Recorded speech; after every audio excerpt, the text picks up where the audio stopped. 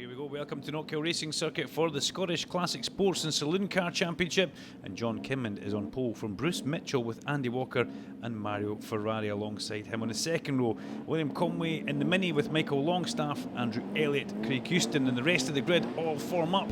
And here we go, we're on board with Barty, the champion, who is at the back.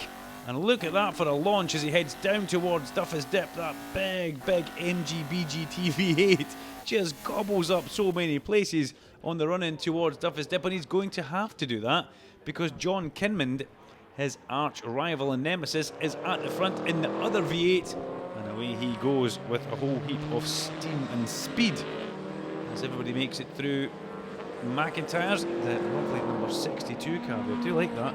That'll be Andrew Kinmond in the Lotus Esprit. Now that's very much James Bond-esque, isn't it?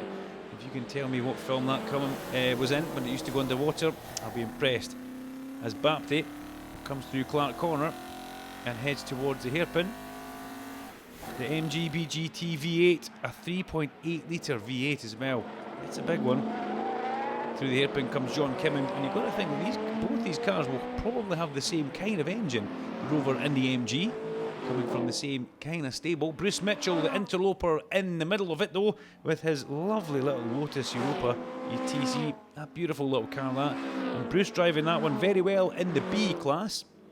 And lots of classes out here as well, depending on the variant of engine that you have, engine size. The bigger the car, the higher the class. So these bigger engine cars of Kinmond and Bapty slot themselves into E. That's usually where we see Raymond Boyd arriving as well when Raymond comes to race here. Mario Ferrari there, the smaller engined Alpha Sprint Trofeo, 1500cc car, that goes into Class A. And Mario, it sounds amazing, it really does. Almost sounds as good as Mario's name, does that little Alpha, as Bapty heads off the end of the exit curb at Clark's and round towards the hairpin. You can see the safety features in this car. He's got the proper race seat, the 4-point harness, hands device on as well, full roll cage in that car. Up the main straight goes John Kinmond though, chased by, oh, that little Lotus sounds great. And then it's a very high revving V8 that Bapty's got there, a lot higher than the SD1 Rover of John Kinmond, who goes in towards McIntyre's. Now Bapty's going to have to try really hard. He's losing a lot of curb and a lot of track at the bottom of Duffus Dip is Bapty. As Kinmond comes through the chicane, we'll see Bruce Mitchell next, then Bapty will be right with him. Oh, Bruce, a little bit wayward there, not using too much of the second curb by the looks of things. And Bapty, I've got to say, he could have been a little bit more curb in the second part of the chicane as well. But as the time we get to Clark Corner, he's already starting to make inroads, as you would expect, into Bruce Mitchell's little B-class car. 1760cc is the B-class car of Bruce Mitchell, which you see on screen there. And Bruce had a few mechanical gremlin electrical problems in the rain, but now it's dry, he's got to the bottom of those things as well, but the car does perform in the way, as does Bruce. And after qualifying second, his lap time this morning was a 59.9. That's pretty good going for Bruce in that little car, although he has gone faster. We're threatening lower 59s in the actual race as he comes through McIntyre's behind this man John Kinmond. John in the big Rover SD1, the 3.5 litre V8 E-class car. Used to be run by Tom Walkinshaw in the day, TWR, very famous racing team. And look at this, Bapty is now all over the back of Bruce Mitchell as Mario Ferrari locks up the little A-class Alpha in towards McIntyre's in front of the marshals there. And then we get Michael Longstaff coming through, and he's just ahead of Craig Houston in the Lotus XL. There's a car you don't see very often. Double waved yellow flags at the chicane. That must mean we've got somebody off. We do. We've got car number 10. That's Andy Walker. And Andy Walker looks like he's into the tyre hole actually at Clark Corner there. So that's at the top of the back straight. So Andy looked like he was in a little bit of discomfort there, or he was trying to get his seatbelts off. But a bit of a shame for him as we go back on board with Bapty. Look at the closing speed of onto Bruce Mitchell. Will Bruce let him past? Yes. I don't think he had much in the way of defence here, to tell you the truth, as Bapty was going through no matter what. Onto the brakes for McIntyre's. Now you've got to say, Bruce Mitchell, he probably didn't have to fight that too much because in a different class, scoring different points. But let's hope that Andy Walker's managed to get either A out of that car or out of the way. Where is he? Thought he was maybe up towards Clark's here, but no, we can't see him. He must be away from the chicane as well. So that's good news as the XR2 battle now crosses the line. 3 XR2s, Jimmy Crowe, Gary Taylor, Duncan O'Neill. And great to have the XR2s back on track, and Jimmy Crowe, who we normally see in a Mark 1 Escort, is here having fun in the XR2 class. The 3 of those guys all glued together, and Jimmy Crowe at the lead of the battle just now in the number 21 car, the number which Jimmy is synonymous for. And yeah, bit of fuel spilling out the side of the 66 car there. That's a trait that Fiestas have had ever since the XR Challenge first came to Scotland. Oh, are we talking 1980? Oh, I don't want to guess. 88, 89 maybe? When it was a tarmac series back then. And you usually see drivers with a little bit of, shall we say, duct tape over the filler cap just to stop the fuel sloshing out. But that has caught out so many drivers in the past, with fuel spilling onto that back tyre. And round they go. As into the pit lane. Oh, that's a shame. That's Andrew Kinmond in the Spy Who Loved Me car, if I'm not very much mistaken. If I'm wrong, you will correct me, I'm pretty sure. Our 62 retires from this one, as Andy Walker's obviously out of the race, but we also lost William Conway. He didn't even get to start in his brand new liveried up Mini. We're really looking forward to seeing that on track as John Kinmond now starts to pick off the back markers, the XRs, and through goes Bapty as well. And Bapty was going through no matter what there. Alistair's brought a new kind of driving style to the Classics, as fuel still comes out the side of Duncan O'Neill's 66 car. And then up the back straight they all go. Bapty and Kinmond just threading their way through the XR. Bapty gives a little wave there to Gary Taylor in the white and orange car. And now they've got Jimmy Crowe to deal with, a man who knows exactly what he's doing when it comes to lapping cars and being lapped, because he's used to this. This is the thing with the multi-class racing structure. The faster cars do tend to get in amongst the slower cars and maybe lap them once or sometimes even twice, depending on how they get on. But Jimmy looks like he's enjoying himself in the XR2. I never thought we'd see the day of an XR2 actually being in the Classics. But look at this lead at the front. It is fairly coming down, isn't it? These 2 E-Class cars, the MGB GT V8, 3.8 litre V8, we'll say it's a 3.9, Bapty's in, chases the Rover SD1, 3.5 litre V8, as Bapty powers down through Butchers. Sounds pretty good, that little car, and he's over the chicane now. Kinmond kind of knows what's coming. He's trying to battle for as long as he possibly could. As they come through Clark Corner, there's not really much he can do apart from try and make that car as wide as humanly possible. It's not slow, you can see that, but I have to say the little MG must be better and lighter on the brakes. Kinmond sits himself in the middle of the track. Bapty homes in right through the apex of the corner behind him here. Kinmond with a big slide on the exit, that might hurt him. Here comes Bapty, look at the extra power that the MG's got. Up the main straight. That sounds good. That V16 passes us underneath the Beatson's Builders and Comply Bridge, and Bapty hits the front in the Scottish Classic Sports and Saloon Car Championship race here at Knockhill. And will he stop at that? Well, he's lucky to hold that one going through the left-hander. Michael Longstaff and Craig Houston, the next 2 guys to come under the cosh of these leaders. Oh, as Kinmond has a big moment going through Butcher. They're lucky to hold that one, because if the car jumps and gets away from you there, you don't have much in the way of room to try and gather it up. Young Andrew Elliott, next car, I should say, to go a lap down. Car number 2, the Mazda MX-5, and Andrew in the F class. And just going about his racing, starting very young and deciding to come into the Classics with that car and enjoying everything that he does. Also an employee of Knockhill Racing Circuit. Looks like a bit of a surfer, dude. Lovely chap, though. As Longstaff and Houston crest the hill, chased by Elliott. Elliott goes a lap down to Bapty and now Kinmond. As we go back on board with Alistair Bapty. And just listen to this. Through McIntyre's chasing Houston. Houston has a bit of a slide there. Bapty concerned with what's happening behind him, because he can't lose too much time in these back markers, because that will let Kinmond catch back up, and Bapty knows how quick John is, and he can't really give him too much rope or he will take a lot of him. As through goes Michael Longstaff. John Kinmond has also got past Craig Houston at this point in the race as they head towards the hairpin now. Longstaff not long for being on the same lap as the leaders because they're about to go underneath them. Longstaff runs right through the exit. That's a calculated move by Michael Longstaff there. Bapty just gives him a nice little bit of room and wave there. That's good. We could see what was happening from the onboard camera, and Bapty also acknowledges the gracious favour which Michael Longstaff just did for him. It doesn't compromise Michael's race because he's in a race with Craig Houston, and it doesn't compromise the leader, so that's how it should be done. As Bapty just hanging on for all he's worth, goes over the top of Duffy's dip there. That car was very much sideways down the hill, as is the triplex liveried Rover SD1 of John Kinmond, now going up the back straight towards Clark. The spectators getting thrilled by a great Scottish Classic Sports and Saloon car race here. We've seen the reigning champion Alistair Bapty come from the back to the front, and that's something we don't see very often. As the XR2 battle heats up now, Gary Taylor starting to get on board with Jimmy Crowe towards the end of this one, and Mario Ferrari, who we haven't seen too much of, Mario, goes through the shot there, as once again the only onboard camera that we're seeing in the race goes over the crest of the hill as Andrew Elliott dives underneath Craig Houston in the Lotus XL, the little MX-5. Does he have the power now on the straight as they go up the hill? Bruce Mitchell's gone past them as well.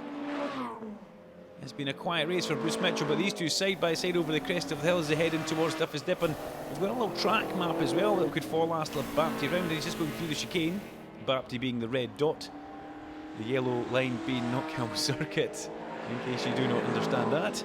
Look at the big black lines that that Rover laid down there at the exit of the chicane. And Houston managed to get the better of Elliott as they come through the twisty complex area of Knockhill's racing circuit now. Up the back straight, not long to go in this race now. As Bapty once again is at the hairpin. Another XR2 ahead of him, about to go a lap down, stays well out of the way. Bapty up towards the checkered flag. He takes a back to front victory from last to first. John Kinmond comes home in second place, and it's going to be Bruce Mitchell, who's not far behind. Fabulous, only 12 seconds off the race winner's time. We see Bruce Mitchell, then Mario Ferrari and Michael Longstaff in 5th place. 6th place goes to Craig Houston, Andrew Elliott, then Jimmy Crowe wins the XR battle from Gary Taylor and Duncan O'Neill. Congratulations, Alistair Bapty. You've showed up and you have showed them exactly how it's done from the back of the grid to a race win. But what happened in qualifying? Why did you have to go to the back of the grid? My bonnet pin said stop working, so I had to go for a set old-fashioned ones. So that's fixed it, tried and tested. And the race itself, it looked like a pretty hard race because, you know, John wasn't hanging about at the front. No, John was giving it, and just I got to give the other guys respect because when you're coming through, you can't just assume they don't have to give it away. So don't want to take any chances, but. Yeah, it was good. Good stuff, mate. Well done. More later on? I don't know. One week here's Fernando Alonso, this is me, so how can it get on this afternoon? Well, I come from one of the greatest sporting events in the world, the Le Mans 24 Hour, where I do interview Fernando Alonso, and you know, then I come and get to meet Alistair Bapty. How much better can it get? Can I have your autograph, mate? Nah, not today. Right, okay, okay. Let's head back and we'll quickly grab Mario Ferrari here. Mario, good stuff. A good race here. I've got to say, the little Alpha is sounding so crisp out there. It sounds beautiful. It's going well. The gearbox in Thursday night, so the cars seems to be holding together, so touch wood. A bit of a lonely race though. There wasn't, you know, apart from traffic maybe coming past you with Alistair and John, there wasn't very much around you. Not much around, but it's good to see a bit of sightseeing though. see who's out there, but no, it was lonely. Pity that BJ's Mini didn't make the start. Looking forward to a good race with BJ, but here's hoping next race. Yeah, I was looking forward to seeing a nice colour scheme on that Mini as well, but hopefully he gets out for race 2. Hopefully. Thank you. And let's finish. Oh no, it's not finished. Let's get Bruce Mitchell. Bruce, if you could just turn. Do you want to fix your hair? Just quickly fix your hair. Zip yourself up. There we go. Professional. You've got to be a professional for now. Congratulations. The little Lotus Europa is flying again, and you know you had good pace throughout the race there. You know, 3rd place overall and a class win. Aye. Well, I just had to go for it with the 2 big cars in the class. Had on their coattails and did as good as I could. I think I had fairly consistent lap times. It felt good. I was counting the tracks. The amount of laps, like it was. If you get what I mean. When you're having a good race, you know it goes over in a heartbeat. When you're having a bad race, it takes forever, doesn't it? That's right. Well, this one was fairly quick, guys. So it's good being out in the dry and going the usual right direction for us, like Colonel Mayor used to us. But I enjoyed it. That's good. Congratulations, buddy. We'll catch up with you for race 2. Yeah. Thank you. Cheers.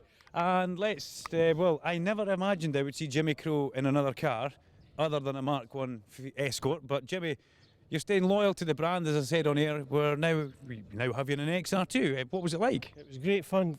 Thanks very much, Duncan O'Neill and his racing team. There's about 20 mechanics down there, but they need them to keep these old cars going. No, it was fabulous fun, great fun. Slight overheating there, but I don't think that's anything to worry about. Are we going to see you battling again at the front in race number 2? Are you going to make any changes? Is the Crow Magic going to come out? Is Anne going to buy a couple of tyres? I was speaking to Ollie Mortimer and he gave me some Fiesta advice. And speaking to some of the old Fiesta guys, and they says pump your tyres up at the back, which I did, and it made a huge difference to the car's handling. Yeah, around about 45, 50 psi in the back. Was that what you got told? Yeah, that's what we've got. That's what we've got. I don't know if Duncan followed suit, but these are old fire engine, water pump engines that are in these cars, and this one seems to be the quickest. And it's got nothing down to me, The water pump engine as well. It's doing a good job of pumping the water out the front of it here. Yeah, that's what it's all about. That's what it's for. Listen, thank you very much, Jimmy. Well done. Cheers, Duncan. Cheers. There you go. That's the classics. We'll be back with more action for race number 2. Scottish Classic Sports and Saloon Car Championship race number 2 sees Bapty not having a start at the back. He gets onto the front of the grid because of his finishing position. So let's see what he can do from here. And thankfully, William Conway gets to start the Mini as well in this race as we head down towards Duffus Dip. The Mini with his new livery at the back heads down towards Duffus Dip, but it's Bapty who leads from Kinmond, and the sun has popped out from behind a few clouds as well. So let's hope Jimmy Crow's overheating won't get any worse in race number 2 here as we come round. The McIntyres, that famous 3-4 in fact, or famous 5 even at the front, with Craig Houston trailing Michael Longstaff as they go down and over the crest of that tricky chicane.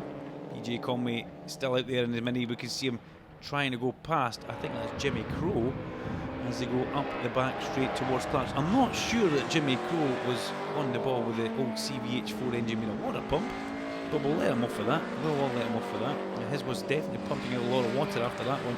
Slight overheating issue. And yeah, you don't want to do that. You don't want to warp the head on those old XR2s. That was one of the famous ones that used to happen years ago. But look at the speed of that MGBG TV8 as Alistair Bapty goes over the crest of the hill, chased by John Kinmond and Bruce Mitchell, keeping them both honest in the little Lotus Europa. 1 and 2 over the crest of Duffus, chased by 3. Bapty in towards McIntyre's. Well, he made it hard for him in race number 1, didn't he? The bonnet pins didn't work, so maybe that sounds more like they didn't get put in. Or, oh, Kinmond again tries to throw it away going through Butcher's area. Held onto that very well. Just as the car goes light, it loses grip, goes sideways, and it all compresses the bottom of the hill, and that's where the grip comes back. But it comes back very violently, and you've got to watch that one. If you don't catch that, you will end up in a whole world of trouble. As Andrew Elliott's on the back of PJ Conway as they go up the back straight now. The MX-5 get past the little Mini. The Mini, the 1380cc A-class car with his new colour scheme. It just used to be plain red, but he's put a lot of effort into getting that looking the way it is. And let's hope that he can reap the rewards and it can go as good as it looks as the top 3 cross the line. And then there's a big gap back to Mario Ferrari in that A-Class Alpha Sprint Trofeo, the 1500cc car, ahead of Michael Longstaff. And then Craig Houston in the Lotus XL, the 2-litre Lotus XL. That's also in the B-Class. So Mitchell and Houston both racing each other. Let's see if Kinmond has another big slide. Yeah, but not as violent this time. That slide started the minute he turned in, but he looks like he's just having fun. He's not able to keep the pace with Bapty, so, well, you may as well look good when you're doing it just now, John. Don't do that too much though, John, because look who's behind you. It's that little yellow menace, and it's Bruce Mitchell in the little Lotus. There goes Ferrari, there goes Longstaff, and look at Conway now. Conway goes underneath the Lotus at the exit of the chicane and up the back straight. Things looking pretty good for Conway. He comes through Clark's. And the Mini does sound good as it leaves Clark's and heads towards the hairpin.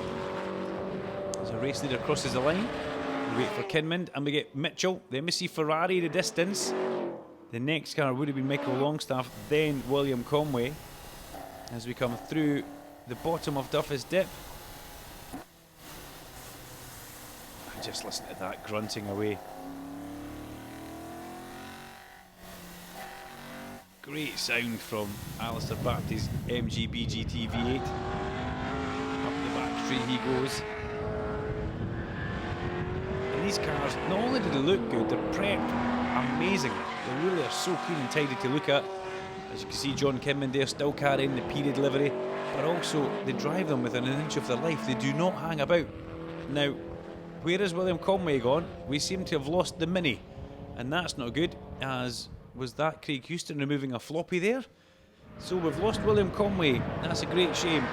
BG as he's known, and I wonder if we'll pick up where he has actually gone on the track. But he'll be upset with that one. A lot of effort going into the car for this weekend, and the little Austin Mini, the A-class car, who was racing with Mario Ferrari and Michael Longstaff. Oh, look at that, as into McIntyre's comes John Kinmond on opposite lock.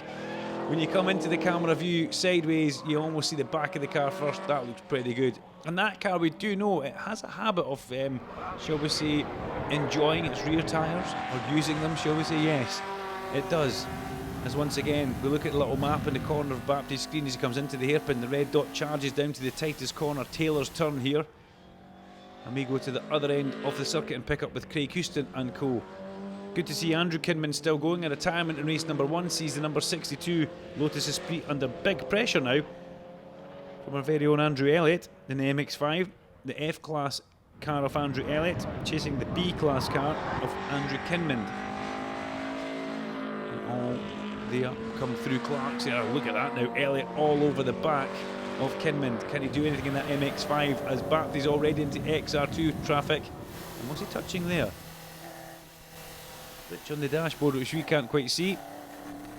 Moving over for him was Gary Taylor.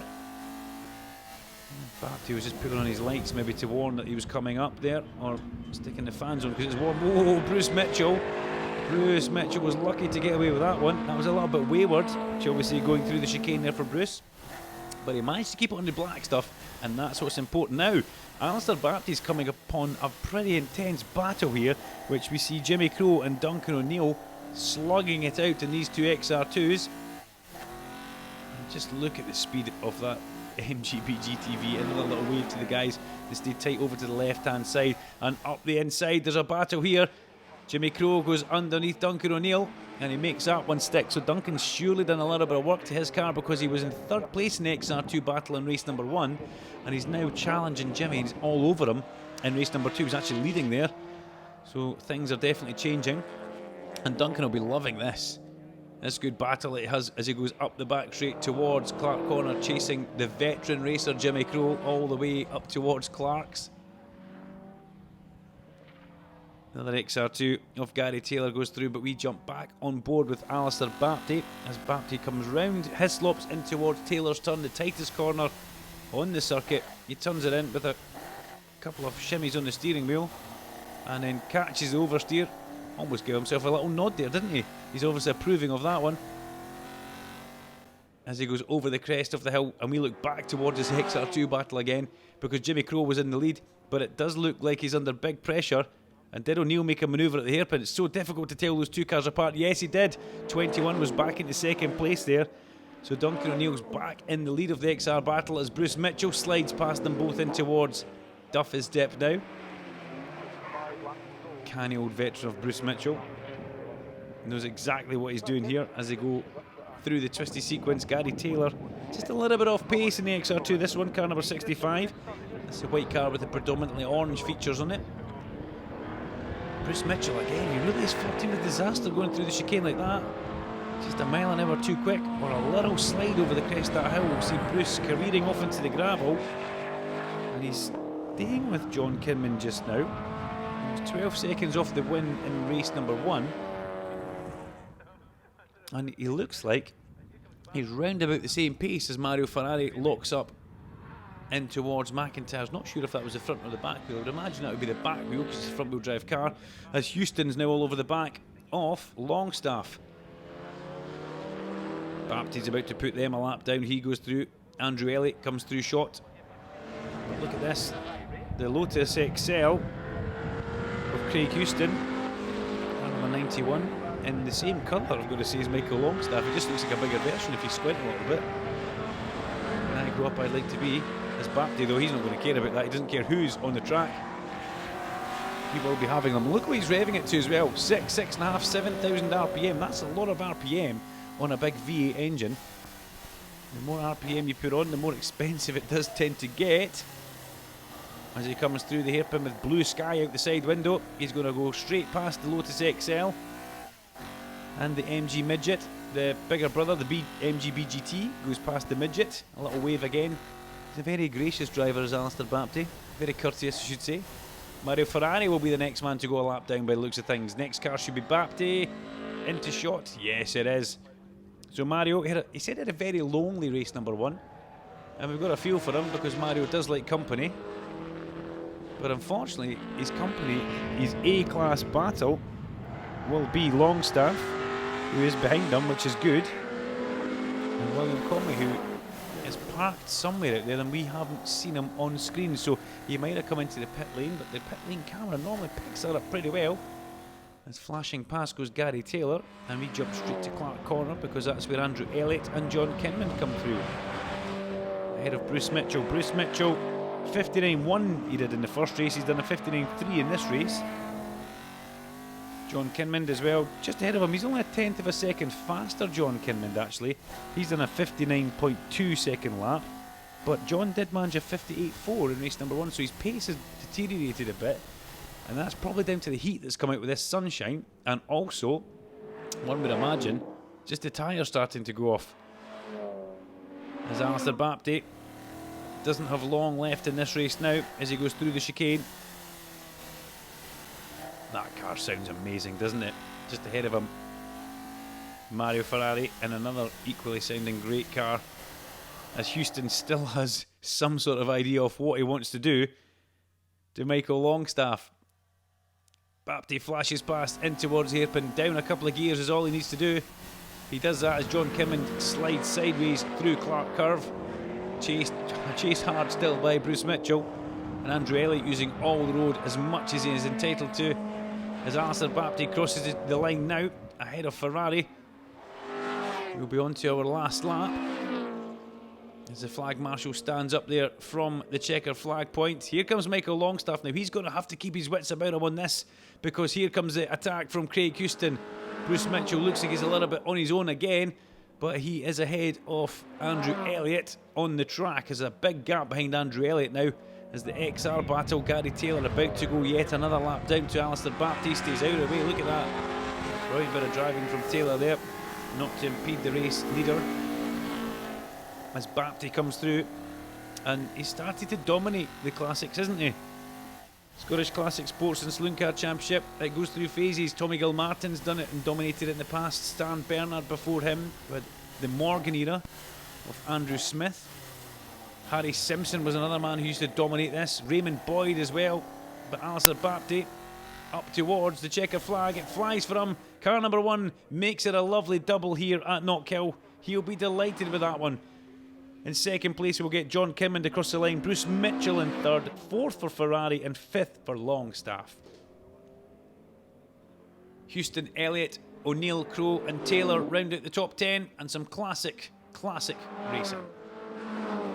Bruce Mitchell wins B class. Now, you're one of my stars for today. The way you've been driving that little Lotus Europa, you've been driving the wheels off it. Great stuff. You happy with how it's gone for yourself? You were saying it was very hot in there. It's hot in the car, but just sitting in the holding area, you build the heat up and start to get sweaty. But once you get moving, obviously you can't yourself, you don't notice it. It's part of the thing. But car's going well, aye. It's going as well as it's ever done. Seems to be really sticky today as well, the track. So I think I'm not sure about this times, but I got my fastest time in the first race. So aye, I'm not complaining. It's good. I was just heading on to the guys' coattails. Yeah. You can coming out the hairpin up the hill. They've got the legs on you every time. So you drive the wheels of it around the twisty part of the circuit to try and make up for that. I can catch them up a wee bit actually. They just said cheerio going up the hill. Listen, congratulations, mate. Thanks very much, mate. Well done. Alistair Bapty wins Class E, but he also wins overall. A fabulous drive there, disappearing at the front, pulling away from John Kinman, and some impressive lap times. Yeah, I don't know about that yet. It was just one of those things that unfortunately I wish there was more people around to have a chase with today. So it's funny sometimes how you get careful what you wish for, eh? Your lap times are very consistent all the way through the race. Maybe that's what I should have said. Good consistent lap times. Were they? Again, I don't know. I thought I did a couple of quicker ones, but maybe 4 or 5. Just turned out a test to try to change some pressure, see if it made a difference, and the car seemed a lot more stable than this morning. But we're all just trying handlings. The MG just doesn't handle at all. Braking's really good. It's got enough power. Just in the corners. There's no grip off the line, all these sort of problems, but we're trying our best. You enjoying the sunshine? Yeah, it's great. I got a wee. Oh, you got a bit of colour going on up there. Yeah, but it's good. Yeah, it's great. I never do this, but thanks everyone that comes and helps. I know don't get asked the question to say it, but just sometimes folk, they're going to bed early, they're working late at nights, doing all this stuff to help us. If it wasn't without them, I'd be nowhere. You know, I'm just the lucky guy that gets to sit in the seat. Everyone else does it all. Listen, well done, mate. Thank you very much. Thank you. Distant relation of Enzo Ferrari, Mario Ferrari joins us here. Class win. Good race that. You had a bit of pressure from behind, but ultimately you were out there kind of on your own. So, they're the type of races where mistakes can creep in. That's right. I was watching the first couple of laps. Michael was pretty close behind. I know he's getting pressure from the Blue Lotus, from Craig. I'm just trying to keep the car on track and just trying to stay focused. So I knew if I just made one little mistake, he'd be past, but he's still very fast on track. Yeah, the car sounds perfect when it's come up the main straight. I take it everything working well with it. Because it is quite hot today, you know, and these cars can be a little bit temperamental. It was, everything looked fine, oil temperature, all that was fine. I think the only problem with the car is me. I need to learn to drive faster. You put yourself in there, mate. No, I mean, the car's going well. I kind of fault the car. Little tweaks here and there, just still quite a new car to me. Changing things around, but no, quite enjoyed it. Good. It's a good wee car to drive. Congratulations. There you go. That's the classics for today. Some brilliant racing, some hot temperatures, and some hot track action as well.